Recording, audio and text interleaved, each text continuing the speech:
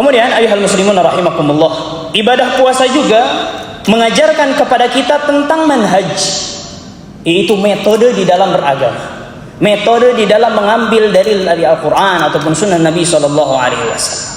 Mengajarkan kepada kita berprinsip di dalam beragama, dalam memutuskan kapan puasa dan kapan hari Id. Ini adalah wewenang para pemerintah, karena metode Nabi SAW dan sahabat radhiyallahu anhum dalam beragama, dalam bernegara adalah bersatu pada satu pemimpin dan pemerintah. Nabi SAW bersabda, as-sawmu yawma tasumun wal fitru yawma tuftirun wal adha yawma tudahhun. Hari berpuasa itu adalah pada saat hari semuanya berpuasa. Maksudnya adalah mengikuti keputusan pemerintah. Inilah manhaj Nabi SAW dan para sahabatnya. Dan hari Idul Fitri itu mengikuti hari Idul Fitrinya para manusia, yaitu yang diputuskan oleh para pemerintah.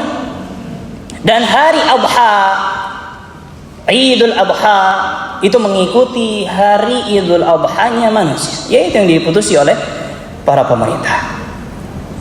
Karena manhaj Ahlus Sunnah wal Jamaah Salafiyah adalah mendengar dan taat kepada pemerintah, memuliakan pemerintah, tidak menggibah pemerintah, baik menterinya, gubernurnya, aparatnya, dan bawahan-bawahannya. Abdullah bin Ukaim radhiyallahu anhu, seorang sahabat yang mulia, pernah berkata,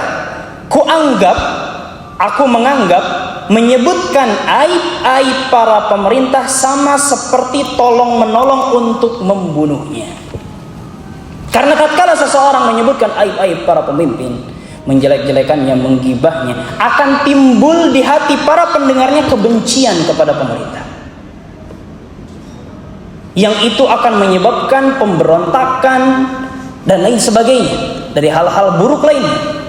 Begitu pula guru kami Syekh Ibrahim Al-Muhainib hafizahullah ta'ala pernah berkata di salah satu durusnya, mengoreksi kesalahan pemerintah dan pemimpin secara terang-terangan di depan manusia akan membuat kebencian dan amarah yang memenuhi hati-hati rakyat kepada pemerintah, yang semua itu akan berujung kepada pemberontakan.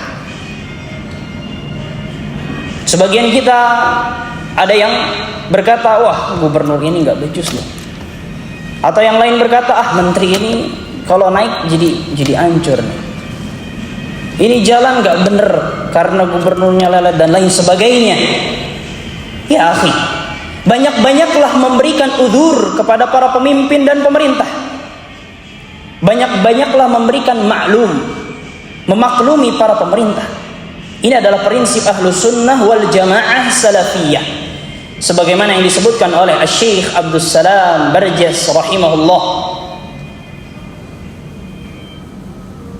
Karena tugas mereka itu berat, tanggung jawab mereka itu banyak, mengatur dan memperhatikan berbagai kota, berbagai provinsi, bermiliar-miliar jiwa orang, bukan perkara yang mudah. Oleh karenanya para ulama kita mengatakan, urusan bernegara lahu rijaluhu lahu ahluhu, punya yang ahli dan punya orang-orang yang berurusan dan punya orang-orang yang bisa mengatasinya.